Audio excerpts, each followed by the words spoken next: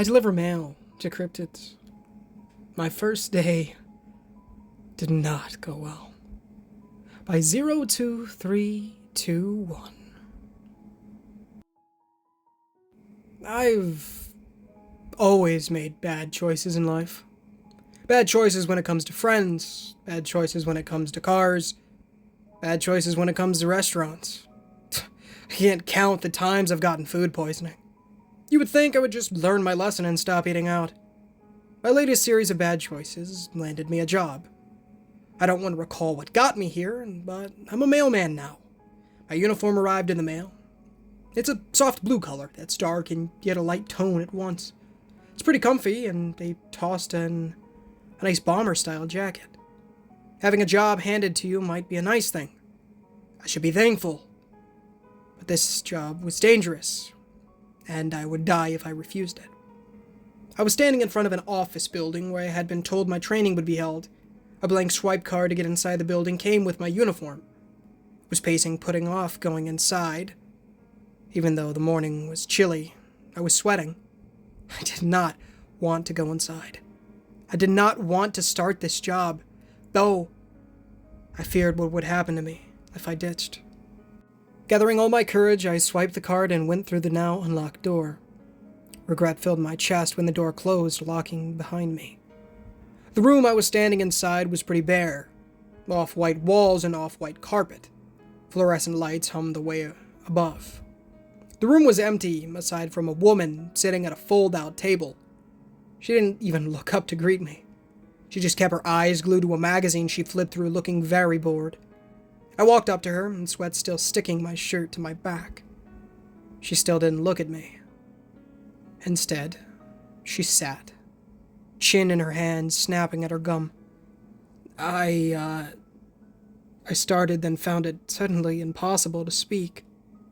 Her eyes darted up at me, and I took a step back in spite of myself. She looked like any pretty receptionist you could find anywhere. Aside from her yellow eyes and mouth, it was far too long for her face. "Your partner is going to be here in a second. Got any smokes?"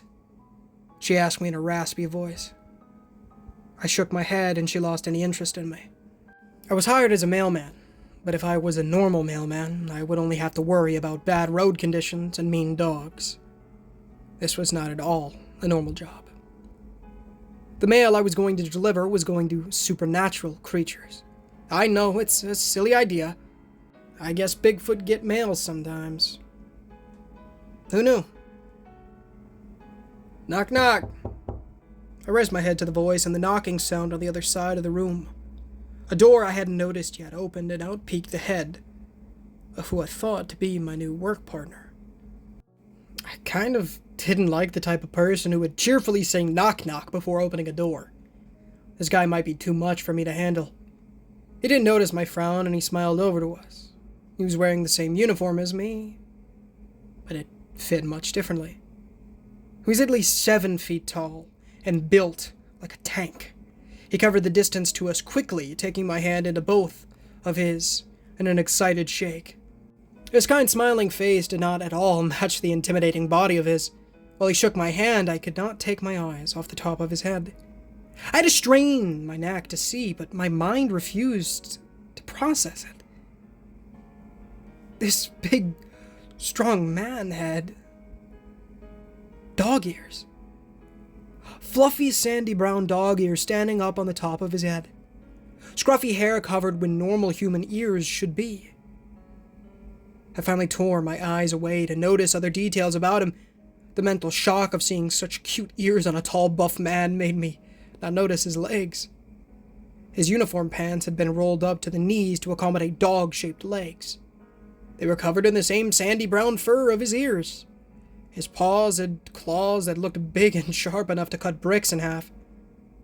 So not as cute as his ears. His teeth also looked terribly sharp. His hands were human enough, but his nails ended in claws. He was being very careful not to nick me during our handshake. I knew my new coworker wasn't going to be human, but I wasn't expecting... well, this.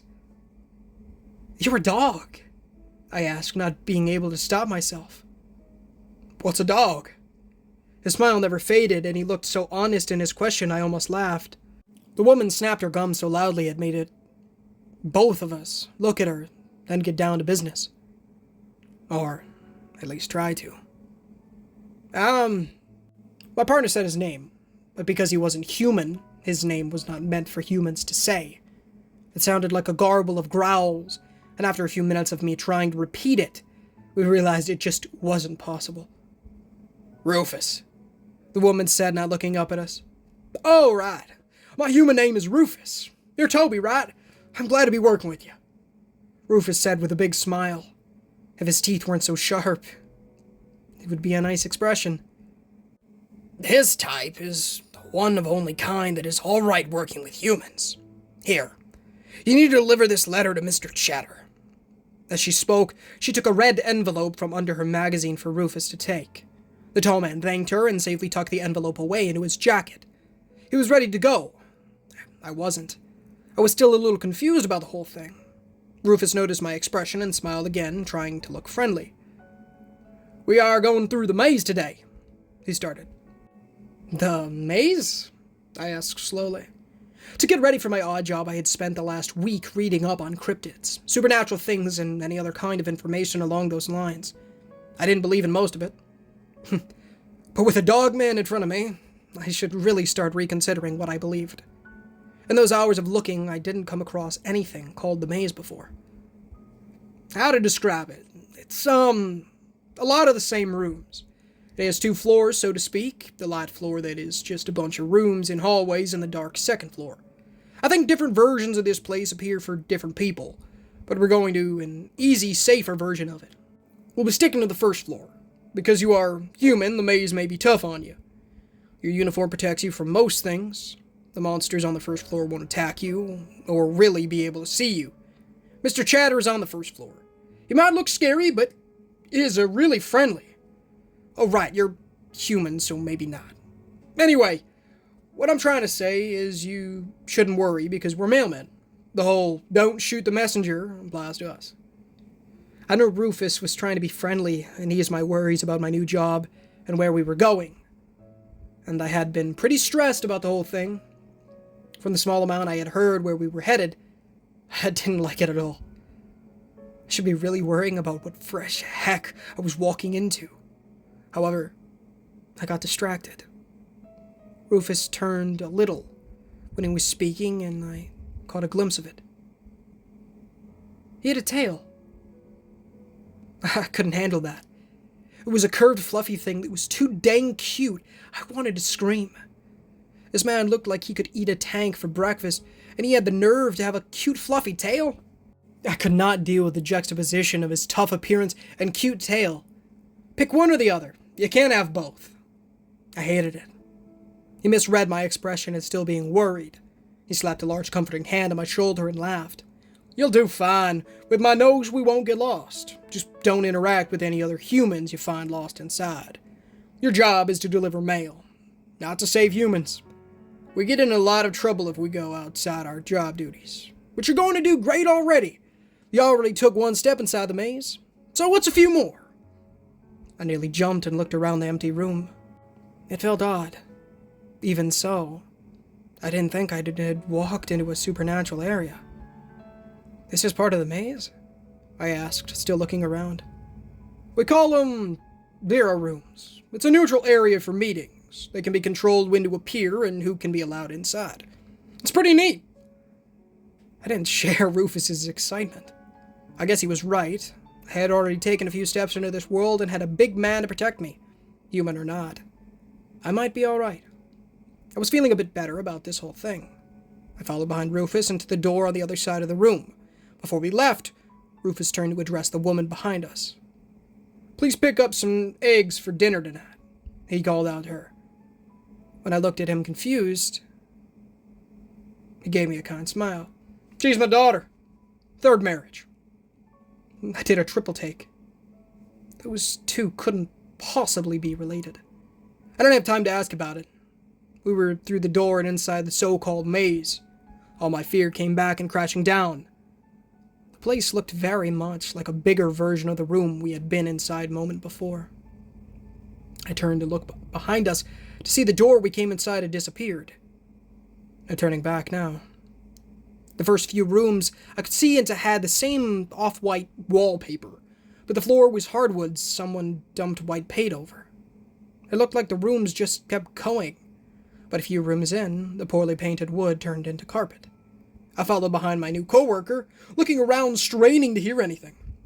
I thought creatures would be around, and I really didn't want to run into them, protected by my uniform or not. I suddenly wondered what that meant. The fabric really didn't feel extra durable or thick. I didn't think it would save me if anything with claws decided to make me a meal. I decided to ask a little more about the job I had been forced into. So, how do these uniforms work? I asked. Oh, Rufus looked over at me with his friendly face. This guy really was like an excited dog. They're really special. I don't understand the process of how they're made, but I heard each has some of the Silver King's hair in it. So, it's like super tough. What's a good example for a human? Like a bulletproof vest. If you were shot, you won't even feel it. It also keeps some lesser creatures that would do you harm from even being able to see you.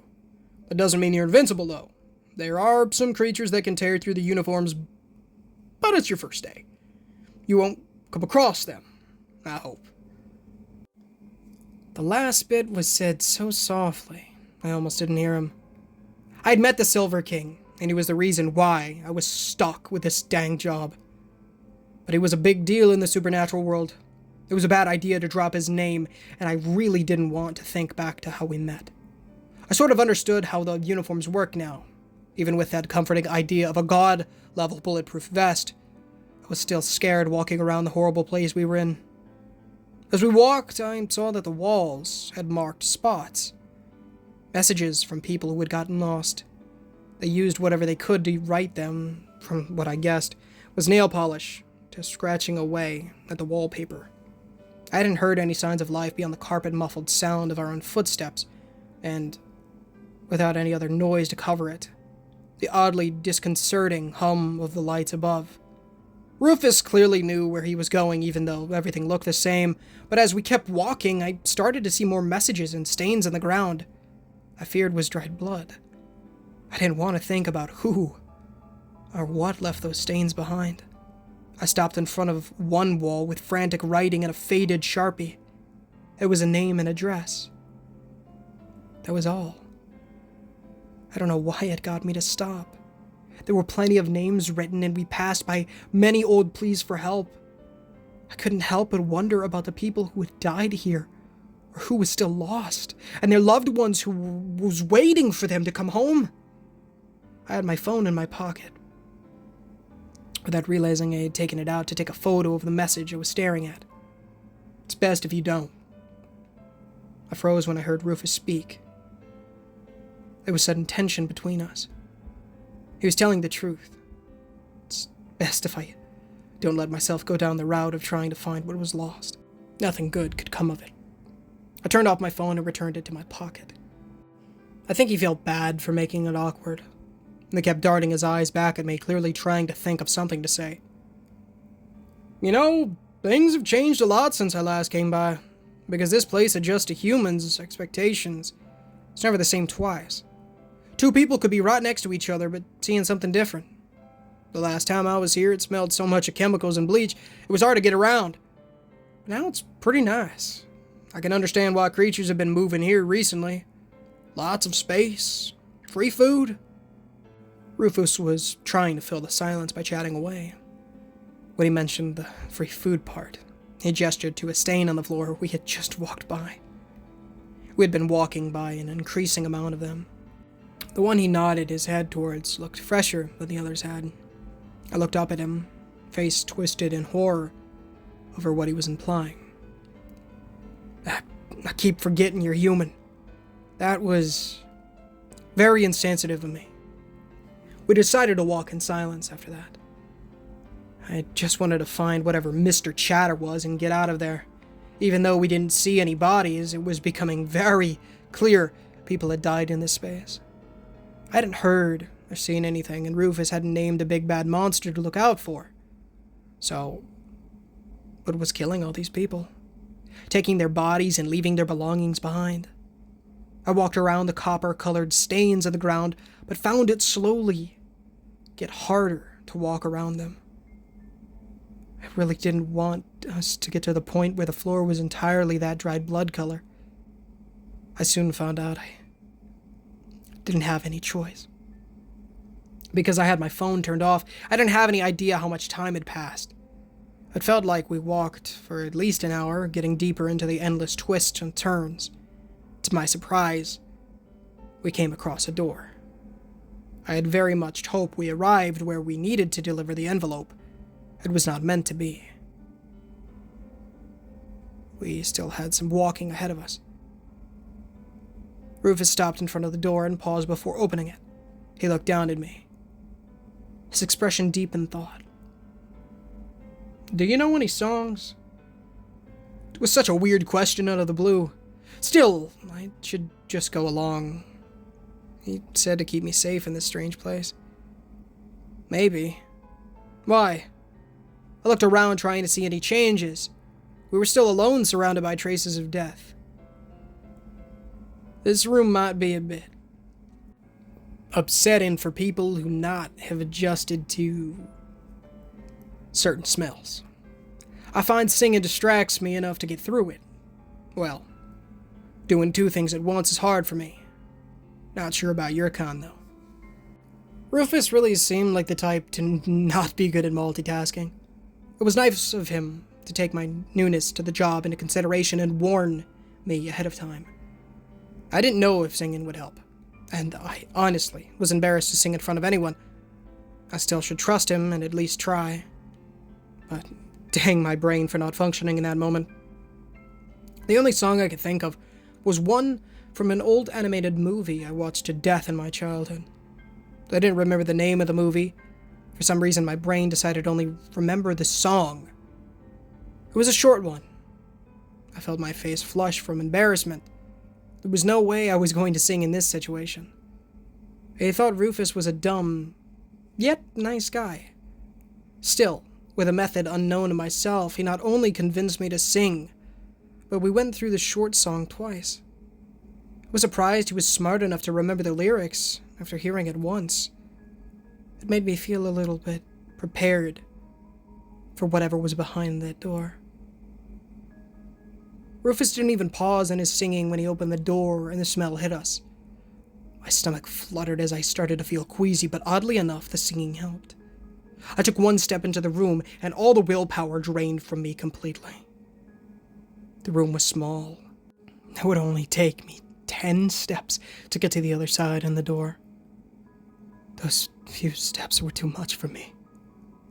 The entire room had been soaked with blood.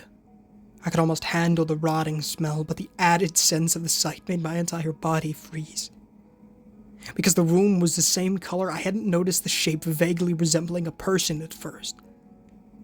It was a mass of gore. And I squinted, I could make out human features like limbs and a head. I didn't want to squint. I didn't want to look. I squeezed my eyes shut and took one step forwards. Rufus was still singing on the other side, so if I followed his voice, I would be fine. The mass of gore was in the corner. I wouldn't trip on it if I just walked straight in towards my coworker. I tried to join into the song, but only managed a weak few words. So far, I hadn't been in any actual danger. I hadn't seen any creatures aside from Rufus. He did his best to comfort me and tell me how even if something did attack me, I would be safe. Even knowing all that, I couldn't handle that room. Every step I took made my skin crawl and stomach turn. The blood stuck to my shoes, and when I stepped down, my foot slid a little on the soaking wet floor. My hands started to shake, and I shoved them in my pocket, trying to hide how scared I was. "Hey, let's go. Hey, let's go," I muttered to myself the part of the song.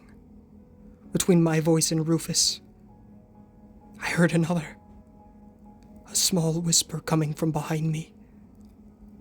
So small I didn't think I had heard anything at first. Help. That thing in the corner couldn't be alive. Nothing could be alive in that room. I was stressed out and hearing things.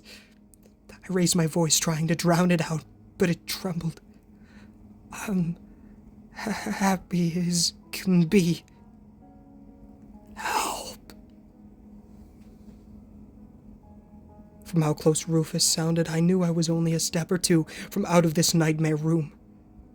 I froze again when I felt something brush against my ankle. Slowly, fingers wrapped around just where my pant leg stopped. The grip was weak. Every nerve in my body was set on edge as I felt something wet soak through my sock from where the hand grabbed me. I heard that plea for help once more. With a burst of strength, I shot out of the room, kicking off whatever had taken a hold of me. I heard Rufus close the door. I collapsed against the wall, shaking violently, and tears threatened to fall. I curled up, head on my knees, trying to calm myself down. So what if my uniform was magic and could protect me from bullets? I wasn't being protected from any mental trauma from this place. Rufus was nice enough to not say anything to me as I collected myself. I bet he would have given me as much time as needed, however. We were on a time limit I wasn't aware of. The red envelopes are time sensitive. If we don't deliver them fast enough, they explode. Your uniform would protect you, but it might destroy the room we're in and cause you to be lost somewhere between rooms. So, it's best if we get going. I swear, we're really close. Only 2 more rooms. Staring at my now bloody sneakers, it took everything I had to stand back up. Only 2 more rooms. I had to do this to get the heck out of there. To my surprise, I found our surroundings back to normal. Well, as normal as this place gets. The walls had gone back to the bare off-white without writing or stains. If it stayed like that, I could handle 2 more rooms. True to his word, we passed through 2 more hallways and into the last room. It looked all the same to me. I was glad to have him as my guide, and in that moment, wondered why I was even with him. I mean, Rufus clearly could do this on his own. Maybe this was my shadowing training day? Some places did make you just watch someone for the day. It was the only thing I could think of. Mr. Chatter should be behind that door. Just knock and he'll show up, Rufus told me when he had entered the last room. It was a dead end. And the first dead end I had seen in this place. On one wall had a drawn outline of a door, but no real way out. Even though we were so close to the end, anything Rufus was saying had been lost to me. Because I had seen her. A little girl no older than 10, frantically struggling to free her leg that had phased through the floor. She was dirty, and looked like she had been stuck here for a long time. The poor thing looked scared to death. She was struggling so hard and bending her leg in a way that looked painful. It gave a little bit of give. I thought if she had a little bit more strength, she could pull herself free. Rufus saw me looking at her and he smiled. She's stuck between floors. She's actually on floor 2, but with her leg stuck here, it looks like she's on this floor. Pretty neat, huh? This place works in such weird ways. Anyway, I didn't let him finish. I just couldn't leave her. I ran forwards and wrapped my arms around her to try and pull her free. The moment I took hold of her, my surroundings changed. I was no longer in the dull yet safe area, but inside a place so dark I could only see because of a lit road flare burning away a few feet from us. The poor girl was screaming, trying to get me off of her. I don't know why, but the moment I took hold of her, it transported me to a different floor. One much darker and dangerous. I'm trying to help. It's all right, I told her, frantically trying to calm her down. I really didn't blame her for freaking out because someone had suddenly grabbed her. With my help, I got some of her leg free. I wasn't fast enough, though. I felt something hit my back hard. I didn't want to look behind me to see what was clawing at my back. Rufus was right.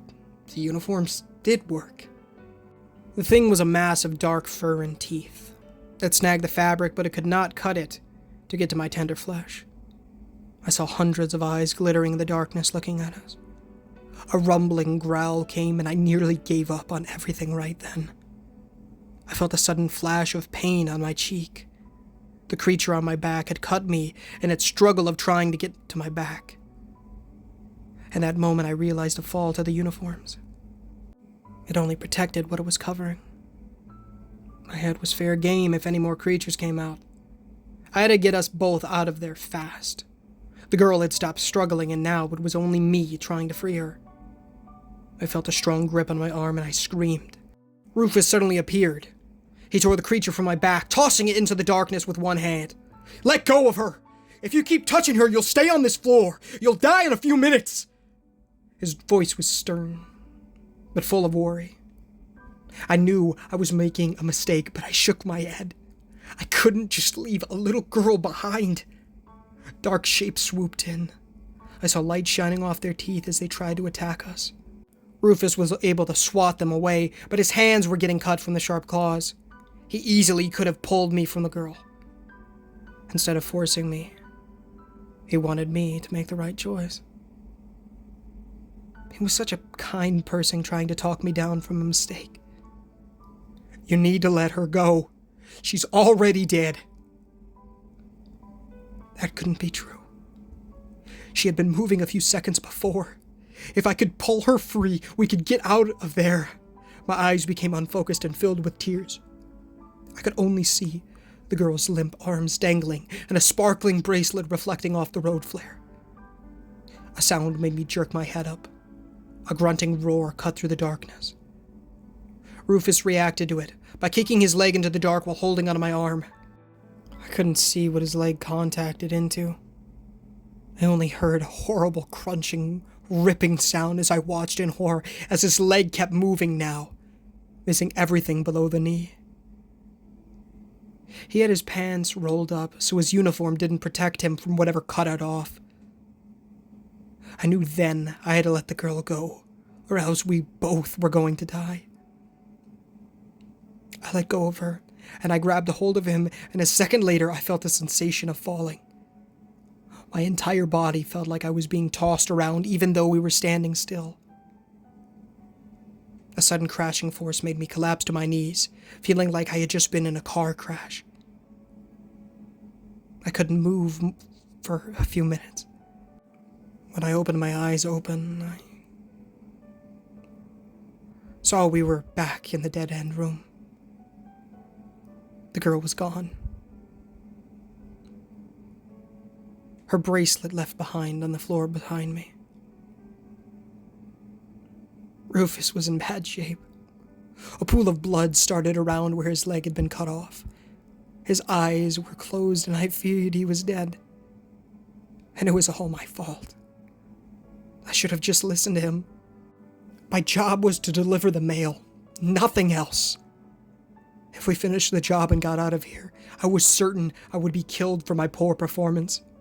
I only took this dang job because my only other option were thinly veiled threats of death. Rufus opened his eyes, looking too weak to even sit up. I sat, waiting for him to yell at me, to blame me for everything. "I'm sorry, I found myself unable to speak through the lump forming in my throat. "It's all right. You are only human, after all." He was smiling at me. I would have much rather him get angry. His kindness cut like a knife in that moment. He reached inside his jacket pocket to bring out the envelope we still had to deliver. All this trouble for such a small thing. All I had to do is take it and knock on the drawn-on door. I felt too weak and so close to tears I nearly couldn't stand. His kind smile encouraged me enough to take it from him and walk over and knocked on the wall. I took a few steps back after I did, terrified over what would happen. After I knocked, the fake door turned into a real one. I swung open in its own, the pitch-black room beyond. I clutched the envelope in front of me, staring into the darkness.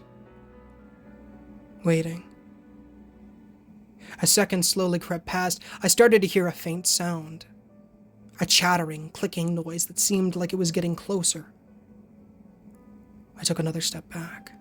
Suddenly, the entire door was filled by a massive face slamming against it so hard it cracked the frame around it. I tripped over my own feet, screaming and falling hard on my butt.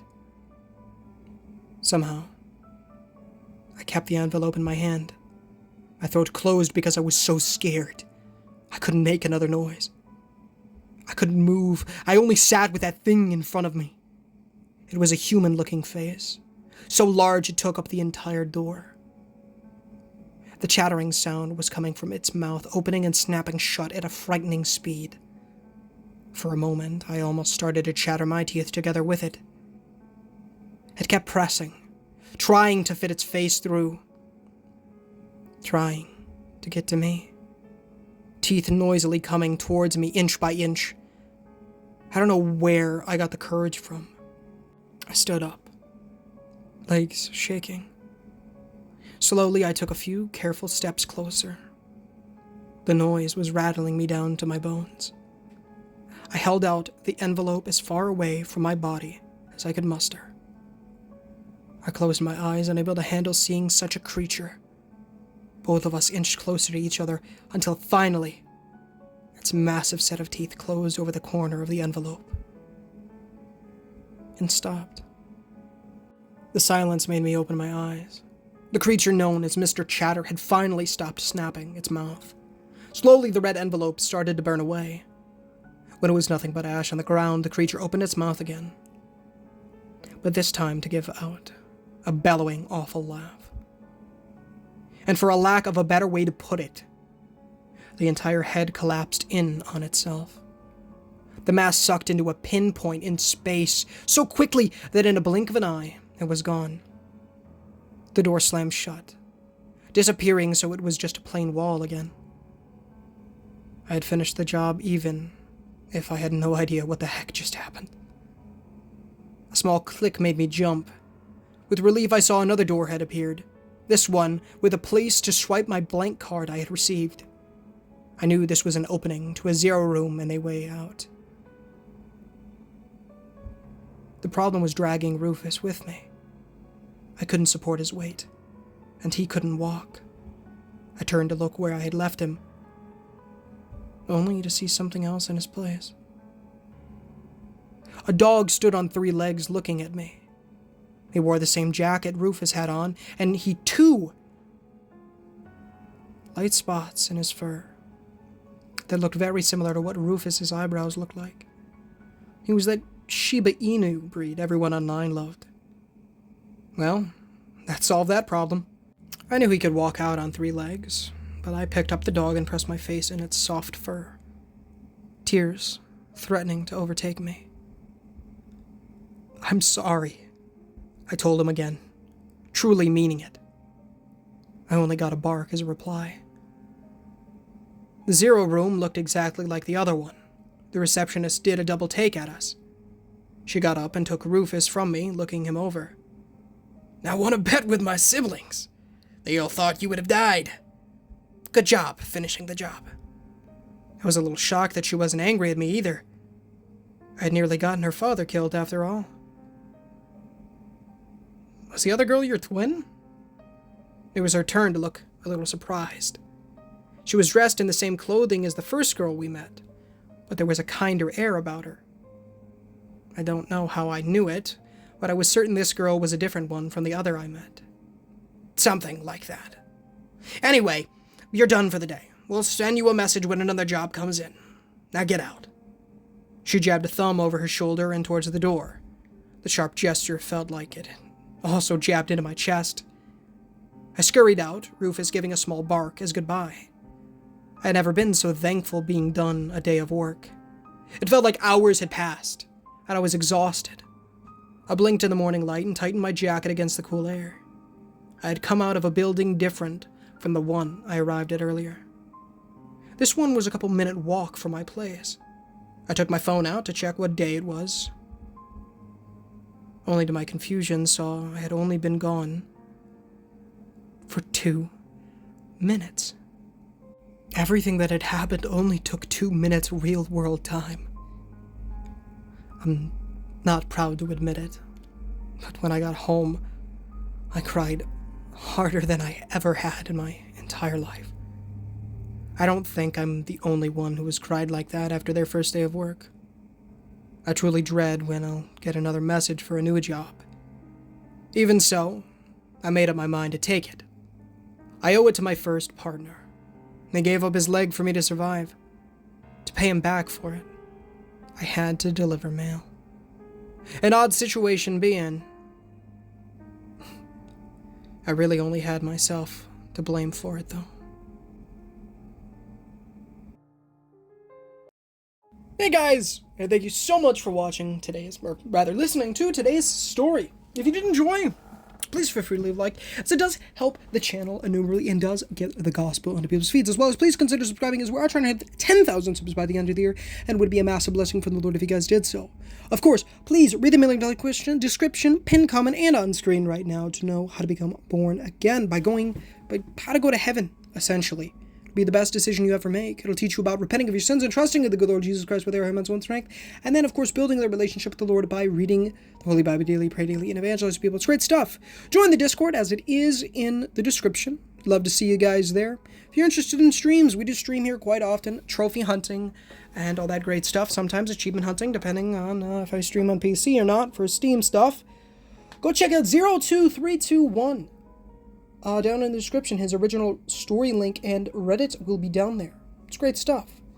As well as the wonderful Mew, who does all the amazing music for these videos. His channel link for his YouTube channel link, and all the songs, all the music will be down there as well.